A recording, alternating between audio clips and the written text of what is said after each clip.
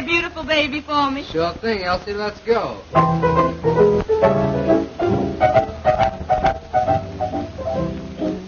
You must have been a beautiful baby.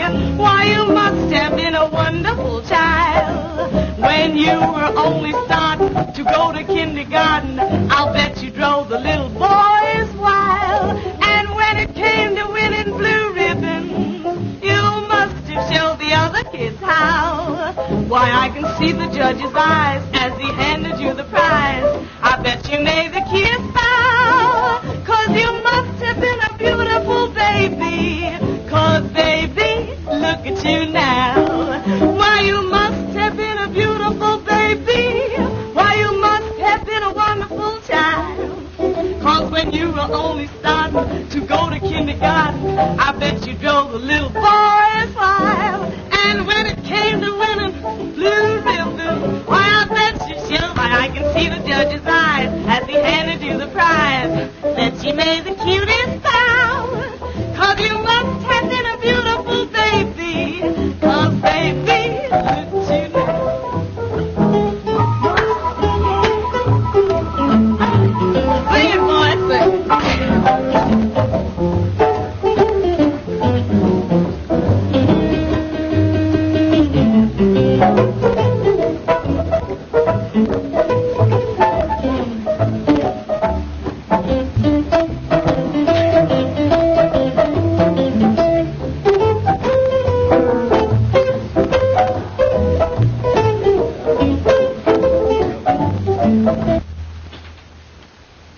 Come in.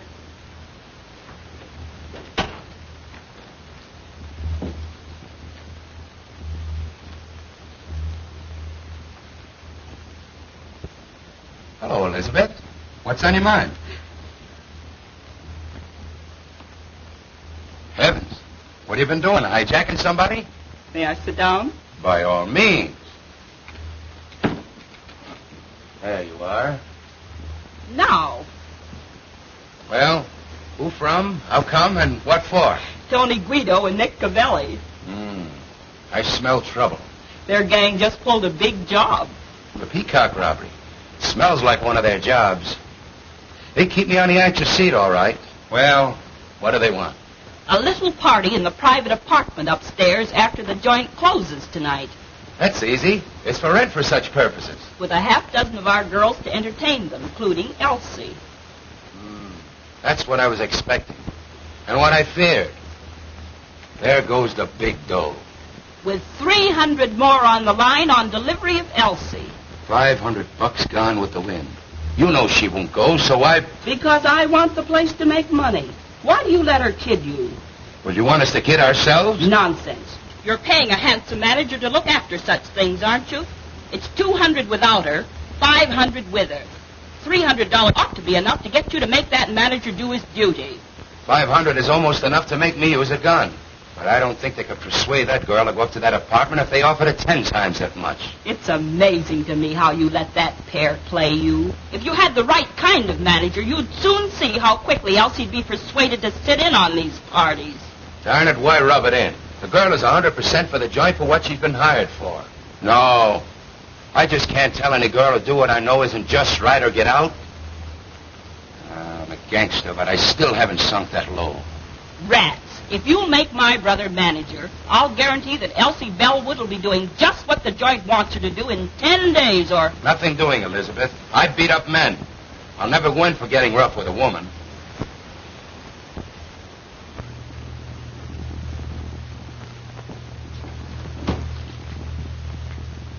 Oh, Mr. Farina. Yes? Step here a minute, please. Get a load of that specialty.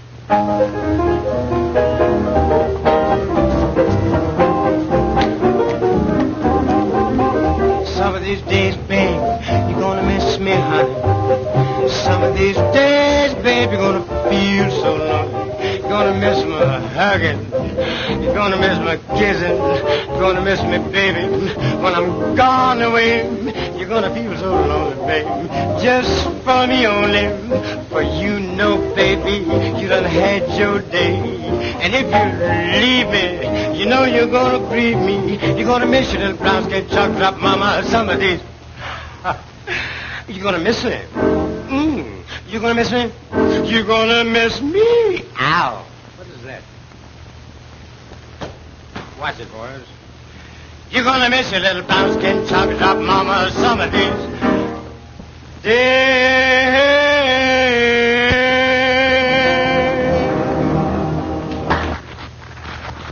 A manager should be able to entertain in case you come up short of an act some night. You saw that. Think it over, Mr. Farina.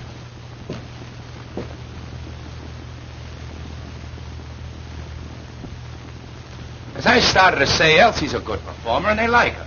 But she's too high-hat. What do you mean, too high-hat? Well, I mean that she should sit in on some of these parties many of our customers are always asking her to. You understand, eh, Hadnot?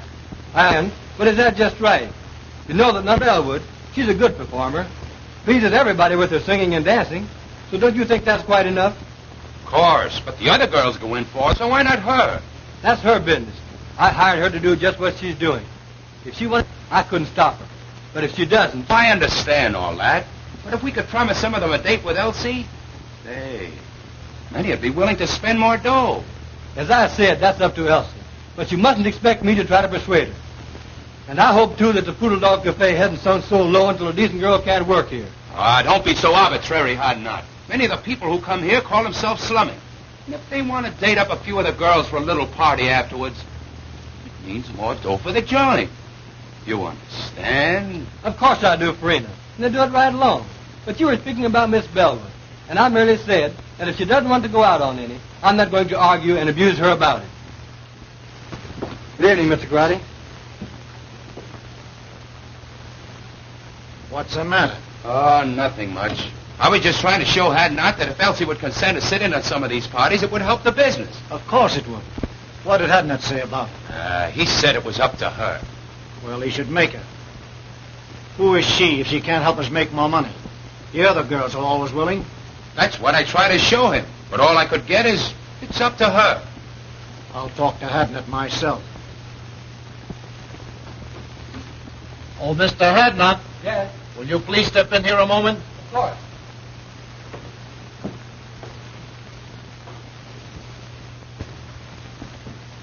Have a seat. Cigarette? No, thanks. Mr. Hadnot, my cousin tells me you don't like the way we run our place. Hadnot don't think that we ought to try to persuade Elsie to go out on parties if she don't want it. I said that I wouldn't try to... Now, this Elsie girl, she's very attractive. Some of our customers will sit in a little party now and then. You understand, after the place closes. Now, we like to oblige our customers. So we think that you should... Listen, Mr. Grady, your partner and I have just party. It's up to her. But I hired her to sing and dance here in the place, not to go out on private parties. Now, if you want to try to persuade her to, that's your business, but I won't. Oh, you won't, eh? Well, what do you think we got you hired for besides managing the place? We can do the managing.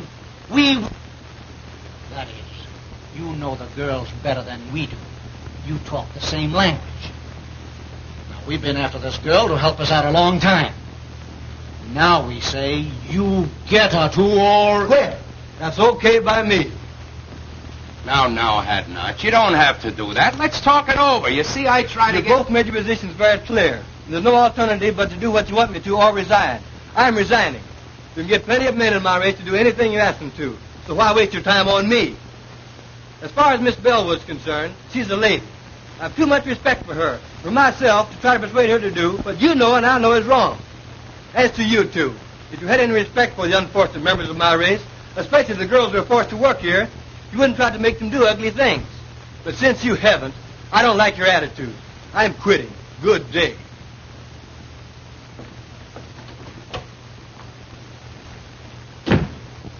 I was coming in to see Mr. Farina, and I couldn't help overhearing what was going on inside.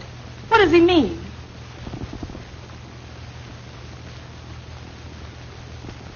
It means that I'm leaving, Miss Bellwood. You leaving? But why? If you overheard much of the conversation, you ought to know. It's because of you. I'm sorry. But you mustn't. You can't. I won't let you give up your job on account of me. Now, The only way I could get it back and keep it would be for you to do what they wanted me to make you do. And if you did, I would hate both you and myself.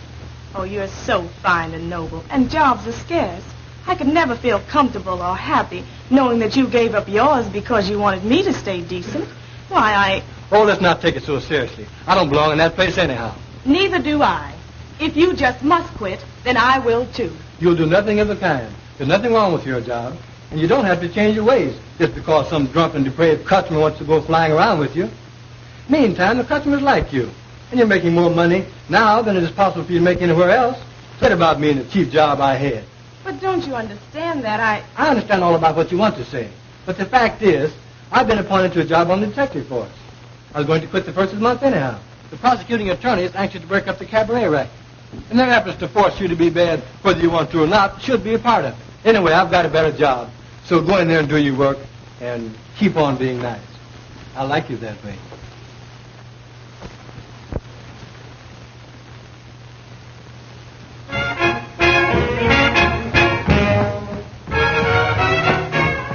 there's certain something in this world that I like best.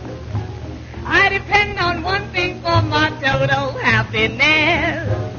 No, it isn't money. No, it isn't fame. You may think it's funny when I start to explain. Got no shoes on my feet, ain't got nothing to eat, but I've got a heart full of rhythm. Not a dime to my name, but I'm rich just the same, for I've got a heart full of rhythm. Now when the skies are gray and everything's wrong, I find my way by singing a song. That the great think I'm small, I laugh at them all, 'cause I've got a heart full of rhythm.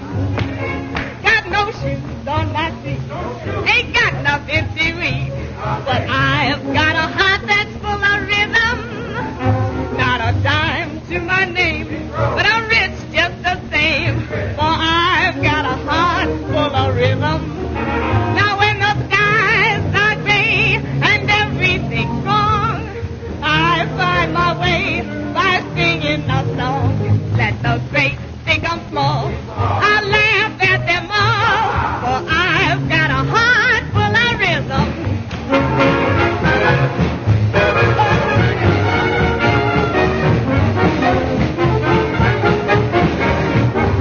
Now let the great think I'm small, I laugh at them all, but I've got a heart full of rhythm.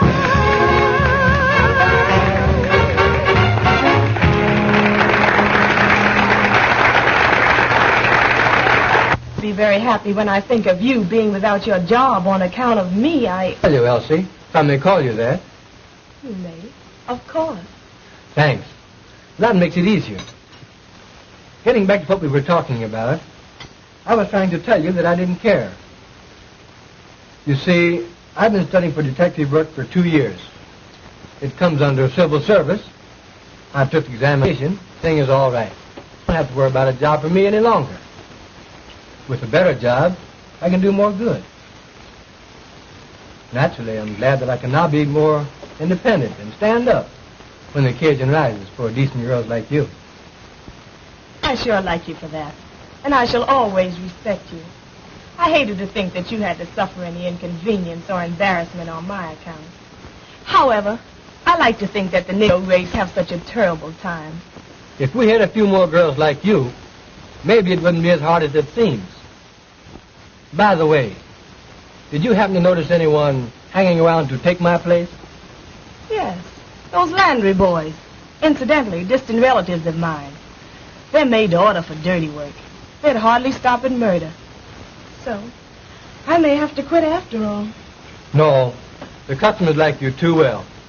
Just you stand pat, and they'll soon quit trying to persuade you. I hope you're right.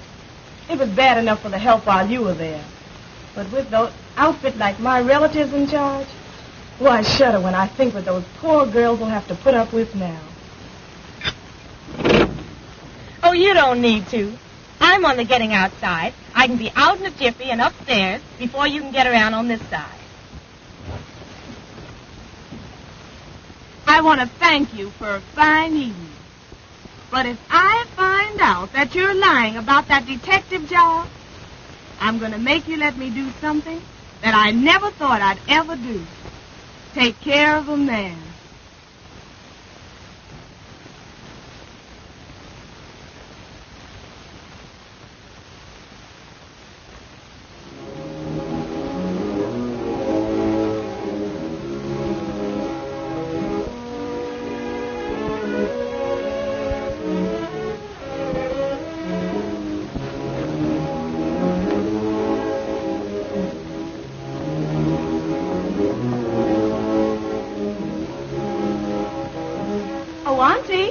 Oh, Auntie, are you asleep? You're playing possum on me tonight, Auntie. But why all the light? It'll hurt your eyes.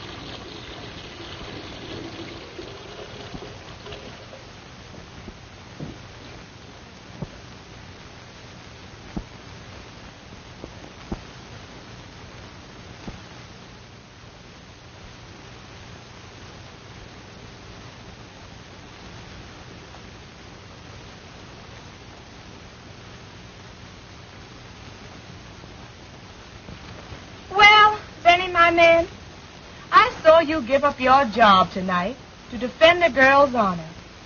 A girl almost a stranger to you. But she's a good girl, Benny. And you stood up for her and believed in her at the price of your job. That's what I call a man. You're all right, Mr. Hadnot. I'd like to see some other colored man give up his job on account of any girl. Why, he'd throw at anybody that would show him 50 cents. I'm sorry to say. And then take her back for him. Pretty rotten setup. But you're out of a job, Benny. You've got to live and get along until you find another one. Now, you may have this job that you mentioned, and you may have just said it to console me, but I'll find out. I've seen plenty of women taking care of men. Worthless, trifling, good-for-nothing men. And I've hated them for it. Isn't that funny? I want to take care of one now. You, Benny. But you're such a good man, Benny. But this is different. You've just got to be all right. I've just got to do this. I want to give you everything that I make and let you give me what you want me to have. Will you promise me you'll do this, dear? It'll make me so happy.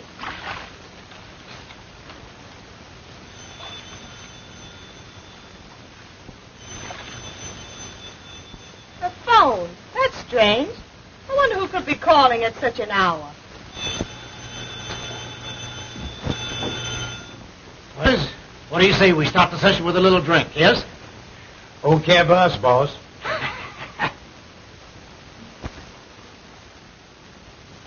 What can you want to talk to my aunt about at this hour? Please give me the message. She's offended. But if you say that it's a matter of life and death, I guess I'll have to call her.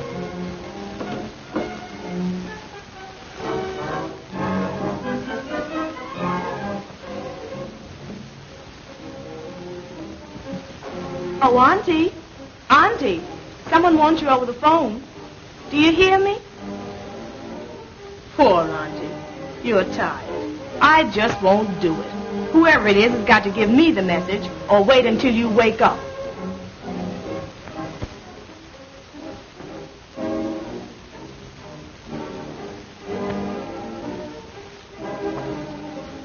Hello? Hello? Hello? Hello? Hello? Hello? That's strange.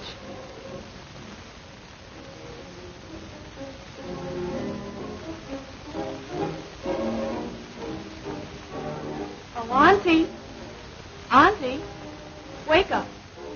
Please wake up.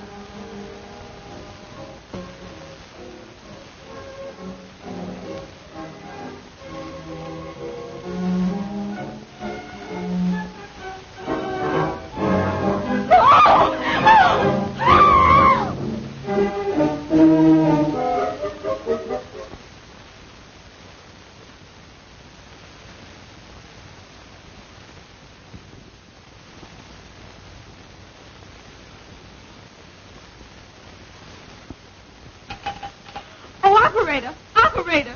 Give me the police station, please! Quick! You say you arrived home about 3 a.m. and thought upon seeing your Aunt laying as we discovered her that she was asleep? I thought she was asleep. When did you discover that she was dead, had been murdered? As I was finishing my bath, the phone rang. Yes? I left the bath and went to answer it. You answered the phone. I answered the phone. And? The person calling wanted to speak to my aunt. They insisted upon speaking to her. I asked them to give me the message. So, finally, when they insisted that it was a matter of life and death, I told them to hold the phone and I would go and call her. Then? Then I went to my aunt's room and called her. But she didn't awaken. She didn't awaken. Did you shake her? We usually do so when someone is hard to awaken. No, I didn't shake her. She was sleeping so peacefully that I decided that I would go back to the phone and insist upon them giving me the message. So you went back to the telephone and... I went back to the telephone, and I didn't get any response. The person calling had hung up. Had hung up? I tried and tried, but I couldn't get any answer. You're quite sure that no one answered? Positive. That aroused my curiosity. I began to feel suspicious. So, finally, I went back to my aunt's room and called her and shook her. And it was then that I discovered that she had been shot. That she was dead.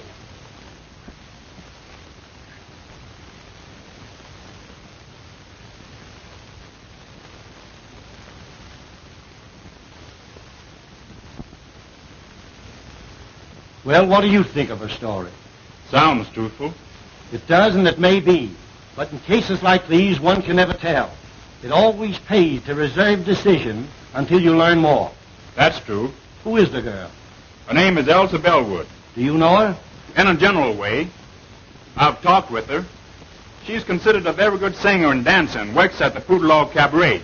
I see. Do you know anything about her reputation, her character? She's in the show business, you know. This case seems to offer something. It is unusual. For instance, someone calls over the telephone and insists upon talking to a woman you can see it who has been dead for hours. And times the call when he knew the girl would have returned from her work and at such a late hour. If the girl is innocent in this murder, then someone who called knew something about who did it, if they did not kill her themselves. Now, if the girl killed her aunt, she would have had to leave the cabaret. I guess, say, between 10:30 p.m. and midnight. Go home, shoot her aunt while she was asleep, go back to the cabaret, go on with her work, and then come back here in an hour and call the police station. It's too complicated for the arresting officers. There's only one thing to do. We'll have to take her downtown and hold her. I'm sorry. She seems like a very nice girl and truthful.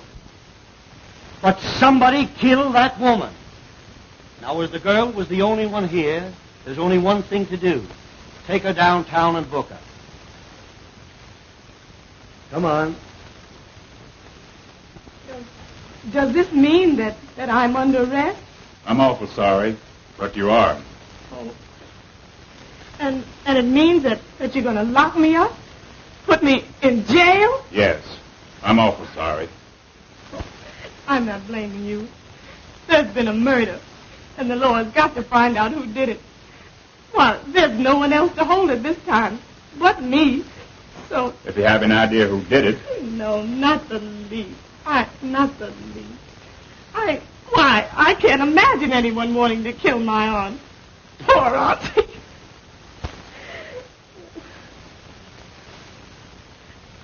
I was thinking of myself. I've never been arrested before.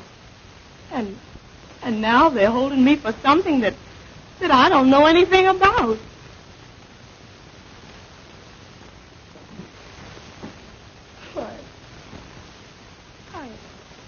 I'm under arrest. And they're going to put me in jail.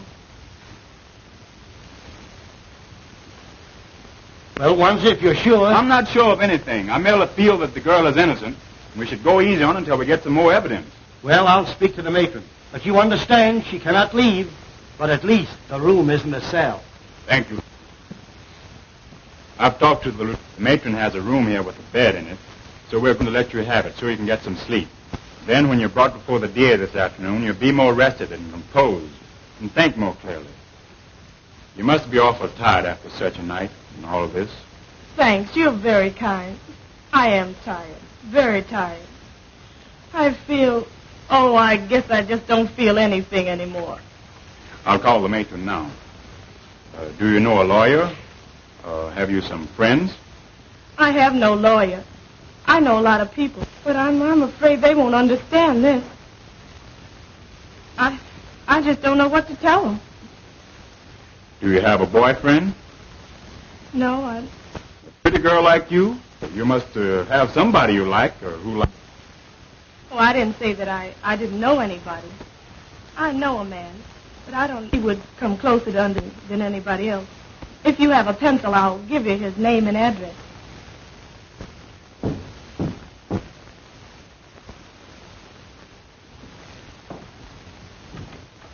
Hello, Wanzer. Hello, Edna. Come in.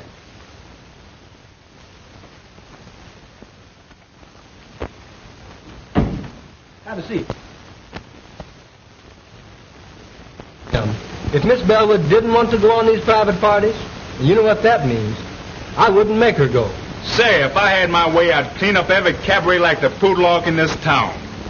I stay so annoyed when I have to look upon other girls forced to put up with all they have to that it just makes my blood boil. Well, that was the trouble, and why I lost my job. Miss Bellwood is a good girl. She's a good performer, and the people like her. So I was thumbs down on making her do anything, other than the work she had been hired to do, for her to hold a job.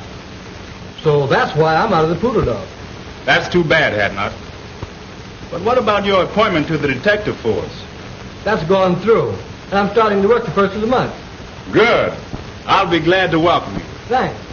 But getting back to the girl, can you imagine her committing a murder? We couldn't even force her to go on a private party. I'm positive that she doesn't know anything about it. But this is the law, so you see what we are up against. Sure, I understand. Well, get your things on and come on down to the station with me, and we'll see what we can do. Of course. I'll be ready in a few minutes. Come in.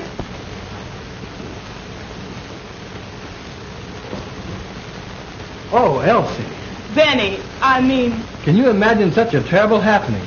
And to you. Mr. Wanzer brought me the news. I'm so sorry for you. Oh, yes. Mr. Wanzer has been very kind. Let me thank you again, Mr. Wanzer. I'm glad to have been of little help. I imagine you and the young lady would prefer to discuss this between yourselves. So you will please excuse me. Thanks. Now let's have a seat and you can tell me all about it.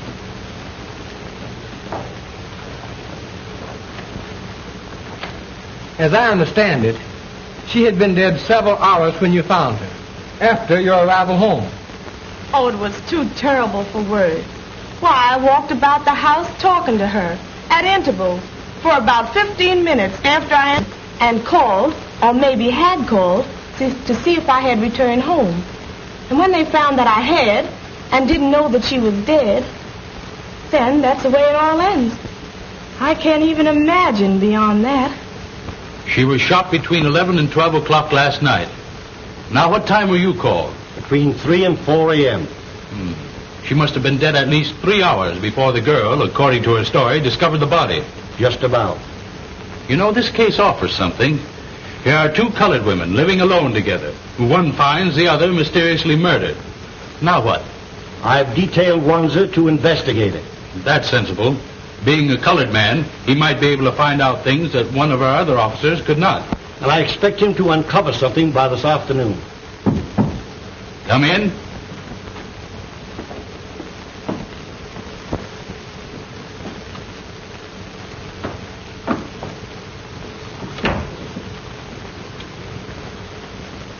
Now tell Mr. Eckert, the district attorney, how you're related to Miss Bellwood and what you know about her aunt. Well, I don't know that I ought to. Go ahead, sister. Tell them all about it. Well, all we know about the murder is what we read in the morning papers. Of course, we know, that is, we knew the victim, Josephine Hawkins. In fact, she was a cousin of ours. Oh, your cousin. So you were related. All right, go on. And this Miss Bellwood was her niece and lived with her. That we have already found out. Miss Bellwood told us that when we went to her house this morning. Of course, I merely mentioned the fact so that you'd understand. Now, what did this Mrs. Hawkins do? How did she live?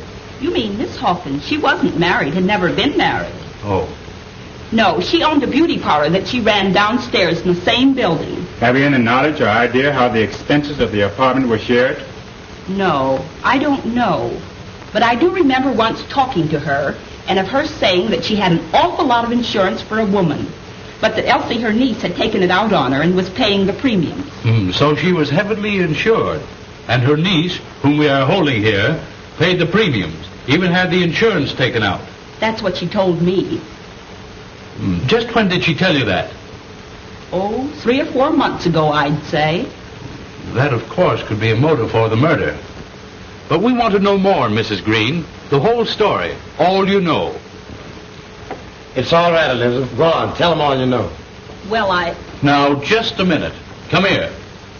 You keep telling her to talk. How about you doing some talking yourself? What are you ordering her to tell? What do you know? Well, you see, I just got a job to manage the Poodle Dog Cafe last night. Oh, I see. You got a job to manage the Poodle Dog Cafe, and you got it last night. So what? Yes, he must tell all he knows. A murder has been committed, and the law must find the guilty persons. So tell all you know, if anything, about it. Well, we don't know anything much, mister. But you said the murder was committed between 11 and 12 o'clock last night. We were at the Poodle Dog Cafe from 9 o'clock last night, waiting to see Mr. Farini and Mr. Garotti about this job. At around 11 o'clock,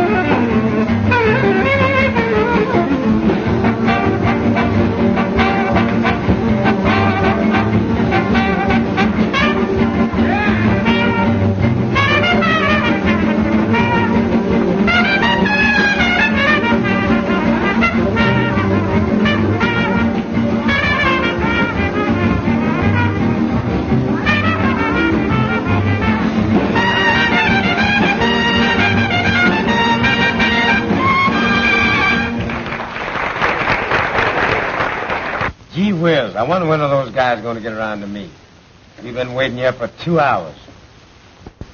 I'm getting tired. Well, go on outside and catch some air. But we're going to keep on waiting until they send for you if it takes all night. All right, I'm going outside. I'll go along with you. What time is it, anyhow? 8 minutes to 11. Now, how long are you going to stay out there in case they send for you? Oh, I don't know. 5 or 10 minutes. All right. I'll expect you back in 10 minutes. Be sure you're back in 10 minutes, however. And I hope you get back before they send for you. So do I.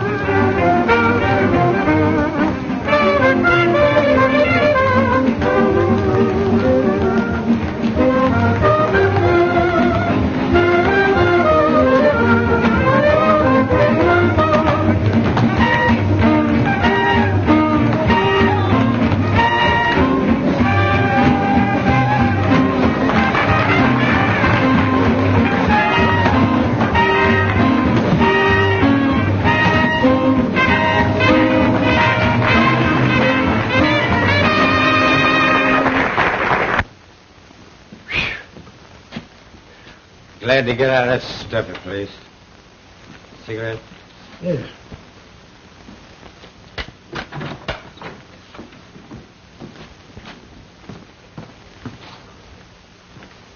Oh, taxi!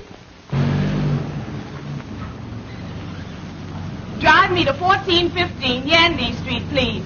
Quick! I sent my brother back inside and asked him to call me if I was sent for. It was pleasant outside, and I hung around half an hour. It was perhaps 25 or 30 minutes later when...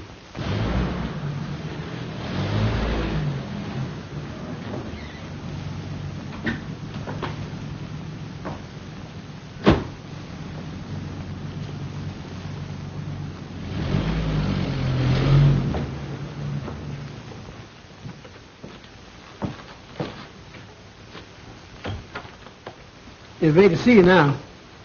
Okay. When I entered Mr. Garrod Farina's office, I happened to look up at the clock and remember that it was 11:35.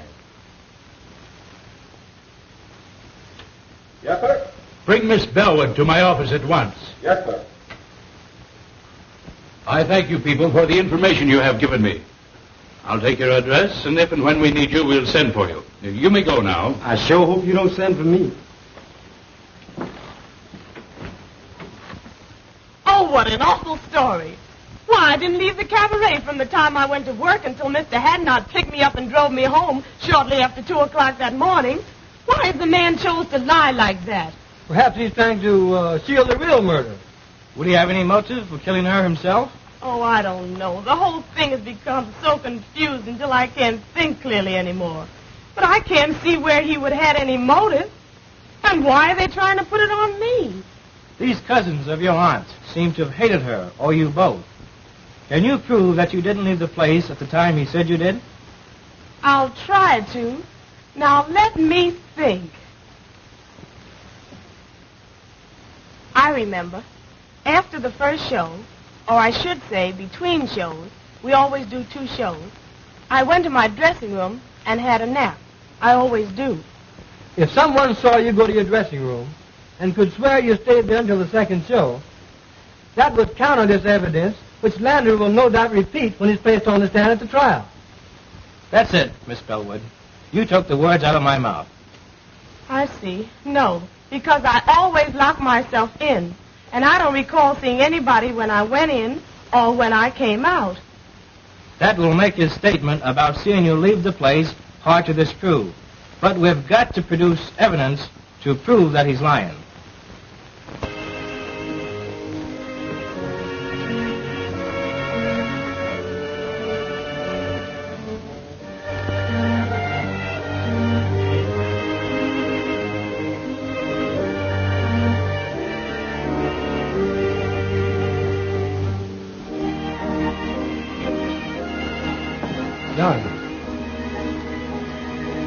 There's no use, Benny.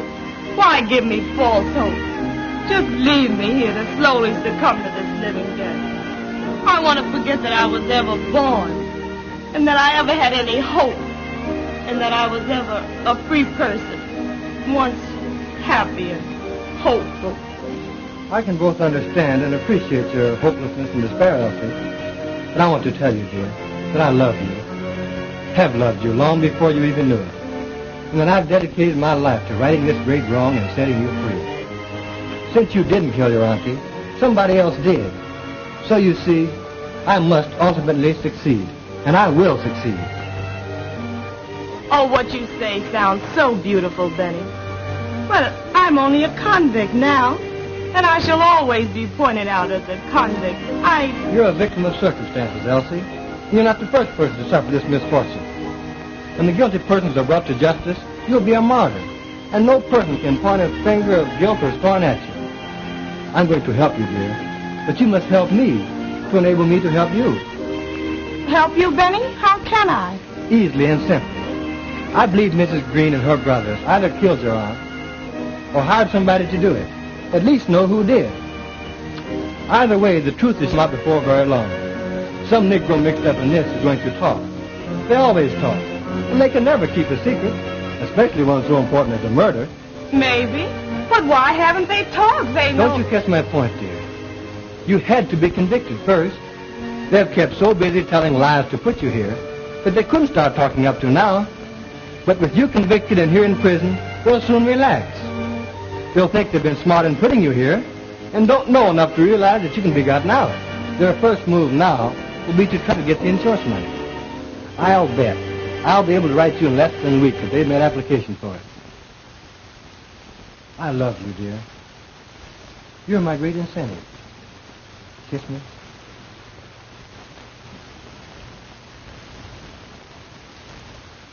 Well, how are you, Mr. Wansit? Would you have a chair? Sit down here. You told me once that Mrs. Green's husband had been in love with your aunt many years before, back in the South. And he loved her dearly. And he was still in love with her when she was killed, and would come to see her often. But he's disappeared. I haven't seen or heard of him since the night she was murdered. That's strange. I'm sorry you didn't tell me that before. I didn't think it was that important. Maybe he just went away and will come back sometime. He may and he may not. Meantime, this might prove a connection. It might turn out to be the link that's missing. Maybe you'll find out something when you go to the city from, Reverend Bryson. He knew us all before we came from the South. Maybe you'll find out something from him about Mrs. Green's husband. Although it has been a long time since we came north. This looks like a lead. I'm going to follow it. I have a feeling we'll get somewhere. Now that this Elsa Bellwood has been convicted of murder and sent to prison for life, who will the company pay the money to? Oh, that will be decided by the court. In the meantime, this Green family, Elizabeth, John, and Clyde, have applied to it of next of kin. Oh, they have? So soon? Yes, I have the application papers here. You won't be paying them the money? Not until authorized by the court, and that will take considerable time. I'm glad to hear you say that. Did they give an impression when they filed the application that they understood it would be some time before the matter would be settled? Since you come to speak of it, I think that will be settled very shortly. Thank you. That is all I wanted to know. By that, you can see that they're counting on the money much sooner than it is even possible for the claims to be paid. This case isn't going to be long before something cracks. When this outfit finds that they can't lay hands on the money as quick as they had planned, Some of them are going to get impatient and drop something. And I'll be Johnny on the spot to pick it up and land all three of them in jail right quick. Well, I'm depending on you to keep checked up on them and help me to get somewhere. I've a feeling that there's a story yet to tell. In the meantime, let's get over this Reverend Bryson's and see what we can find out. You said something, brother.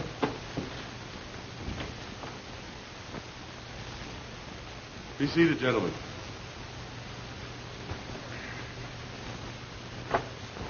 You're nothing but a whiskey head and no good.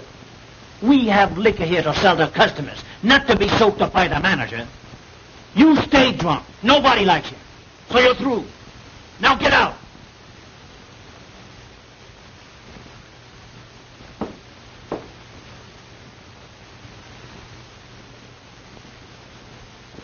Yes, I know everybody that's involved in this unfortunate affair.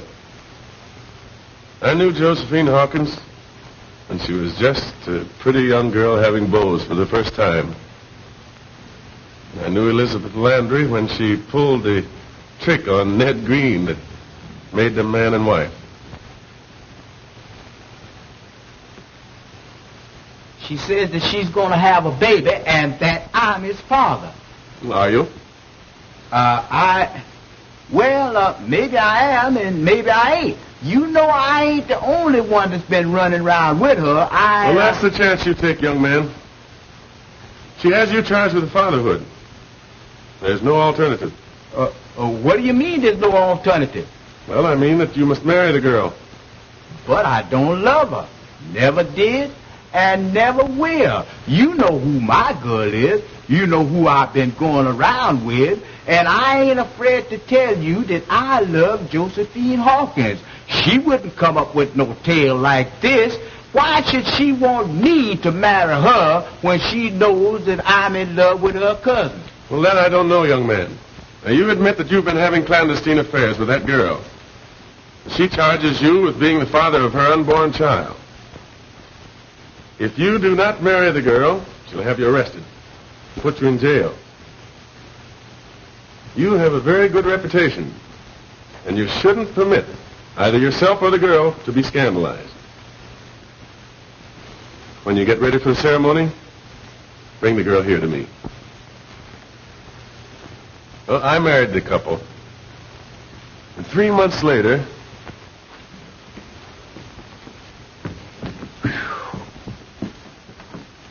she lied. She's no more to become a mother than you are. She tricked me into marrying her, the dirtiest trick a woman could pull on a man. That's why I came to you to find out what could be done by it. well, you might ask for a doctor's examination. And if the examination proves what you say, I think the court would grant you an annulment. I don't want to wait that long.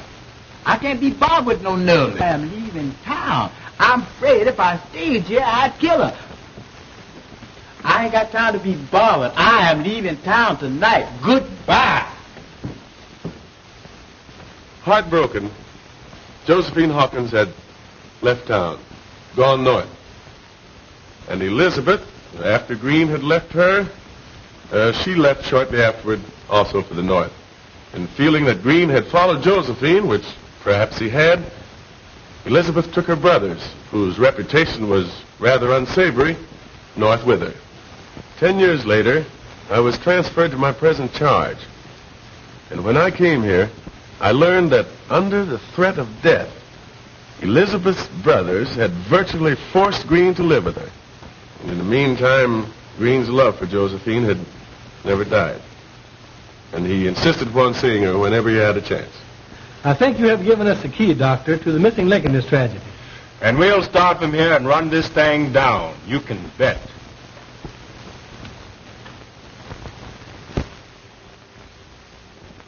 Here we are, broke, strapped. It may be months before we get this money, if at all, and you must keep pouring liquor down your dirty throat until the Italians get disgusted with you and kick you out. Oh, you make me sick. Well, what do you expect? You planned this whole thing. For 20 years, I've been a slave to your design. Ever since the time you tricked Ned Green into marrying you, everything has been subordinated to your convenience. The only way I've been able to keep up is to keep pouring a lot of rotten liquor in me. And I couldn't quit drinking. No, because I had that cheap job at the Poodle Dog Cafe. And just as soon as you get this money, I'll go out of your life forever. And you won't never need be bothered with me again. I'm sick and tired of the whole thing. And I'll be glad when it's through and all over with.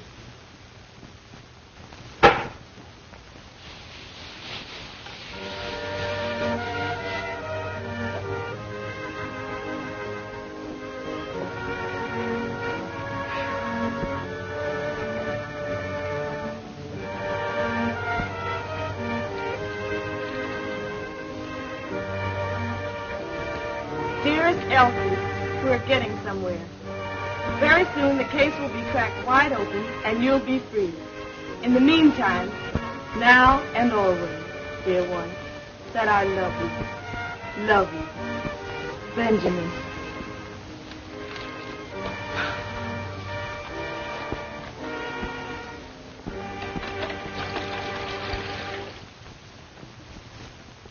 We'll wait right here till somebody comes out or goes in.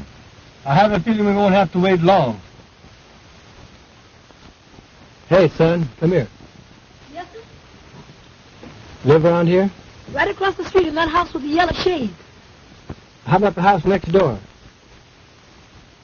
Mrs. Green lives there. Mrs. Green? Yes, sir, and her two brothers, John and Clyde. Nobody else? Well, her husband used to stay there, but he don't no more. He doesn't anymore. Why? I don't know. He just don't. He ain't been there in a long time.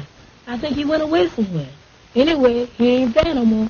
But Mrs. Green's brothers, do they still live there? Oh, yes, sir. One of them's there now. He always is. The other one will be coming along soon. They eat about this time. And the other one will be coming along soon for his dinner. Which one's there now? John.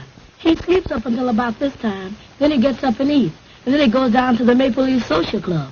Maple Leaf Social Club, eh? Well, what time does he get back? He's never back before I go to bed, so I guess he gets back kind of late. Now, this brother John that you mentioned, does he work? They say he does. My papa says they gamble down there. And he does something. Thank you, son. Well, there's something for you. Oh, thank you, sir. Now, what time do you go to bed? About 9 o'clock, sir. About 9 o'clock. I see. How would you like to meet us, say, right here at 8 o'clock? We want you to carry a note. We'll give you another quarter. Oh, I'll be glad to, sir. Right here at 8 o'clock. Right here at 8 o'clock. But remember, don't tell anybody. We won't be able to meet you and give you that other quarter. Oh, I know how to keep my mouth shut. I'm studying to be a G-man. I won't tell nobody. Be sure that you don't. You can go now and meet us back here at 8 o'clock. At 8 o'clock? Don't tell nobody? I'll get you, mister. Goodbye. What's the idea, anyhow? I want to have a little talk with Brother John. A little private talk, and I need the boy to help me to arrange it. Let's go down to Morrison now for a glass of beer, and I'll tell you the rest when we get there. Now, that's the way we'll work it. Sir, that's a clever plan to have thought up all by yourself. Why didn't you think of it before? And why didn't Napoleon think of airplanes and howitzers? He could have really conquered Europe then. You go load the men into 2 cars and stop in the next block. They don't need to know what we're doing until we're doing it. I got you, Steve. Now, when I drive up, be sure and have your hand on your gun and be ready to get in the car and cover it. Understand? I got you twice. Okay, now going.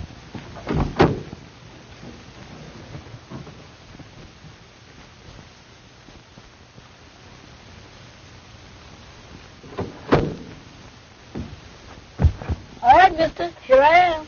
So I see. Johnny on the spot. Always be on time, and you'll get somewhere by the time you become a man. Yes, sir.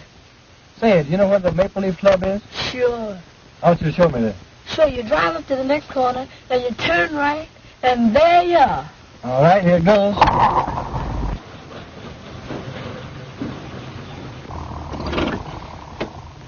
That's the club there, mister. Yeah? Well, go in there and see this man, John, and tell him that his brother wants to see him down here right away. You understand? Yes, sir. When you bring him here, I'll give you the other quarter.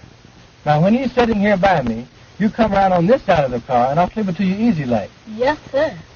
Now, if you do just as I say and keep your mouth shut, it may be 2 quarters or half $1 that I'll be giving you. Yes, sir. You can go now.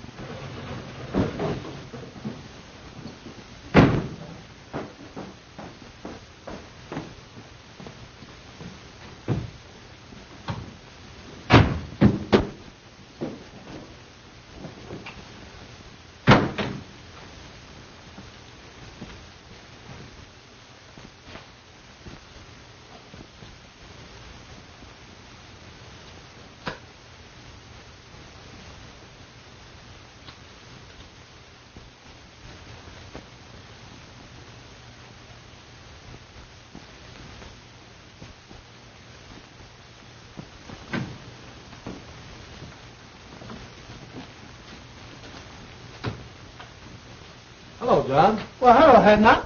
Ain't seen you in a long time. Been kind of busy since I left the poodle dog. Yeah. Say, where's my brother? You'll soon see, you contemptible liar. That was just an excuse to get you out of here. I wanted to see you. What's the meaning of this? We trying to hope somebody... All right, I got him covered. Say, what's the meaning of this, fellas? I ain't done nothing. What y'all gonna do with me? We're taking you for a little ride, and you won't be coming back. I ain't coming back. How come? Ever heard of Tolston Manor?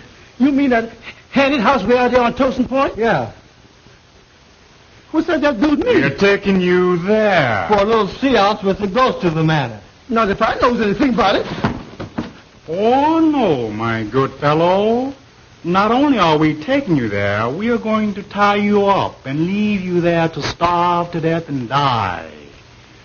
You've been telling lies and have done an innocent person a great wrong. So we're going to take you up to meet the ghost of Tolston Manor and all his imp ghosts, after which you die. Oh, Lordy. Come on. Say, what's the meaning? Come on. What y'all gonna do with me? I ain't done nothing. Get on it now. Come on.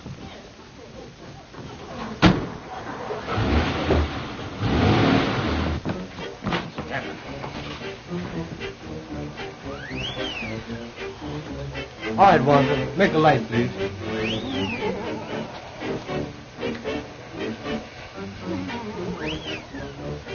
Ghosts, working by rope control.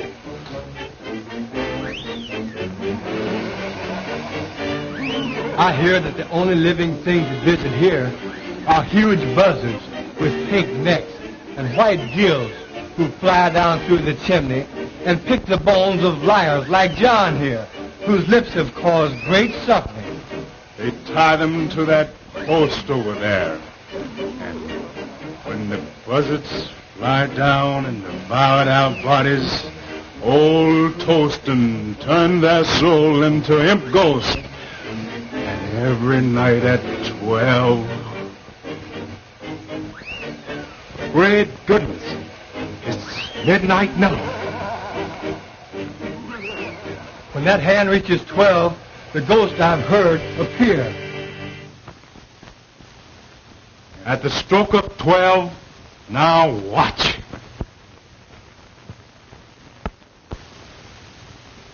Well, that settles it. The party over for a while, so we'll tie John up and leave him here and... Oh, please, man, please don't. Of course, if you care to do a little talking, tell us who killed Josephine Hawkins.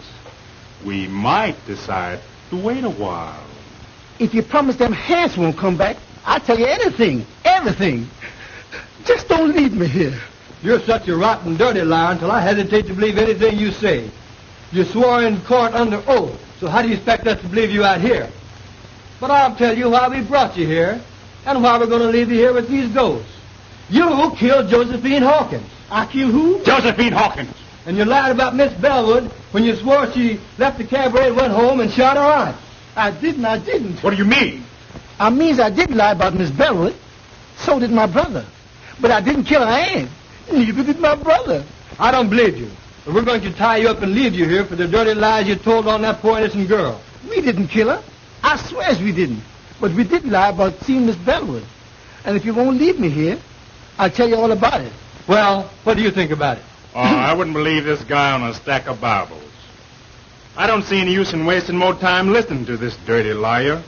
For if he'd lie enough to put an innocent girl into the penitentiary, we certainly can't afford to listen to him now. Please, man, won't you give me a chance? I didn't kill my cousin, but I did lie about her. I admit that, and if you promise you won't leave me here, I'll tell you all about how it was done. Shut up, you lying skunk. I don't heard you say. Wait a minute. After all, we can listen to his story, and if we still don't believe it, we can tie him up and leave him here. Oh, well, if you insist. All right, you rascal. But the moment I'm convinced that you're lying, we're going to tie you up and leave you here. I thank you, mister. I ain't going to lie. You can keep me here until you prove everything I says. All right. We're going to listen to your story. But we warn you that the moment it begins to sound fishy, it ends. And right here you stay.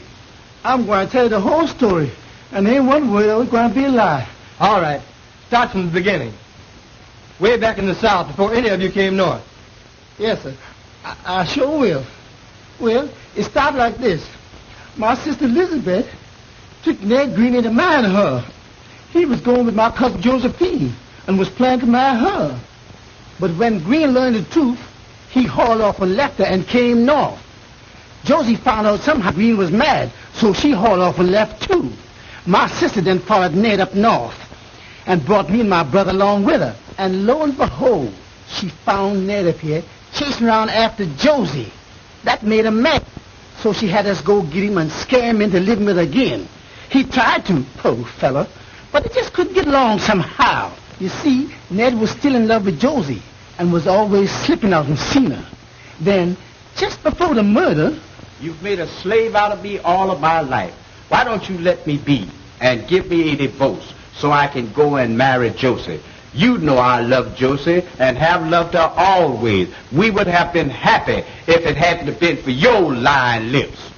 I'll not let you alone. And I dare you to try to get a divorce. If you even as much as start to try, I'll have my brothers break your ugly neck. Same thing, year after year, the same thing. Well, you ain't never made me love you, and I ain't going to try no longer. I'm leaving you for good, and I'm going to Josie. And if she won't run away and live with me, I'll steal into the house some night and kill her, shoot her in the head, then kill myself. That's what I'm going to do.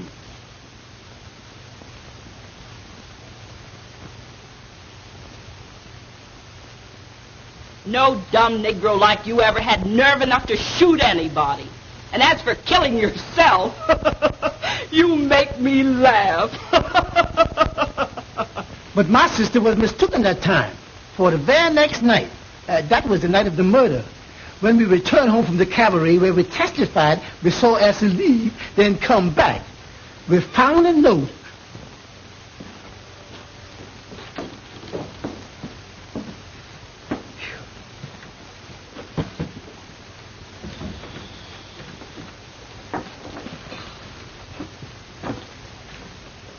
Hey, sis, where's the bottle? What about a little drink? Oh, go chase yourself. You've had enough liquor tonight.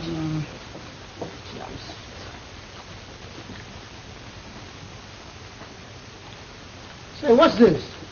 There's a letter.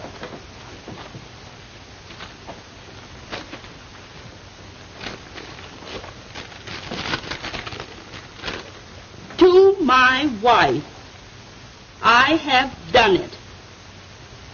There is nothing to live for, so tonight I went to Josie's house and shot her through the head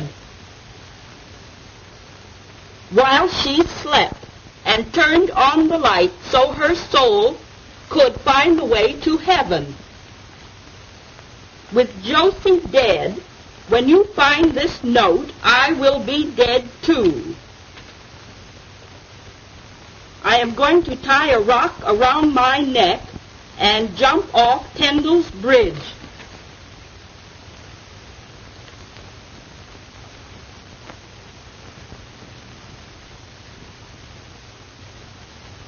If you care to bury me, you will find my body at the bottom of the river under the bridge. Unhappily, Ned. My sister then sat down and planned the rest. We knew exactly what time Elsie would come home. So she called up Cousin Josephine's house every 10 minutes, starting at 2 a.m. She finally got Elsie. She could tell then that the girl didn't know her aunt was dead when she said, I'll go and call her. And when she did, Lizzie hung up on her. She knew then that Elsie would find out that her aunt was dead, had been killed. Lizzie stayed up all night long, making up that lie about Miss Elsie leaving the cabaret and coming back, so as to make it look like Elsie did it.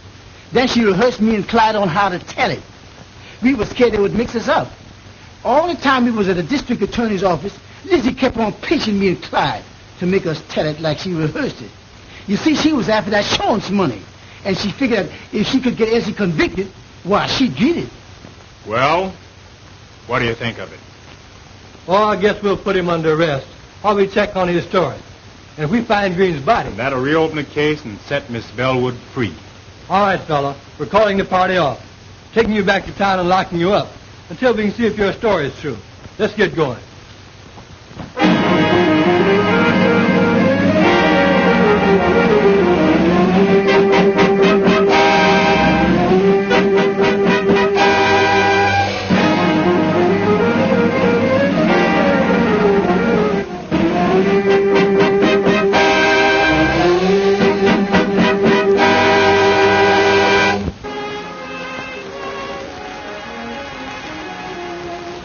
They're yours, dear. I'm giving them to you. Giving them to me? Now, what do you mean? Just what I say. They're yours, then, my darling husband. But Well, I'll explain. To begin with, I wouldn't have had them at all if you hadn't dedicated your life to the solution of the crime, which set me free. And next, for some strange reason, when I thought that you had lost your job on my account, I developed a means to give you my money, to take care of you if need be, until you got another job. Then suddenly, all I had been through began to happen. You saved me, you loved me, and you married me. And I love you. Now, after all this, if you want to make me happy, please take these checks, $15,000 worth, and do whatever you want to do with it. Will you promise me, dear? Such a peculiar request. Such a strange desire. But since you insist on making me a sort of guardian, I'll take the checks and establish a trust fund for our children, dear. That'll be all right?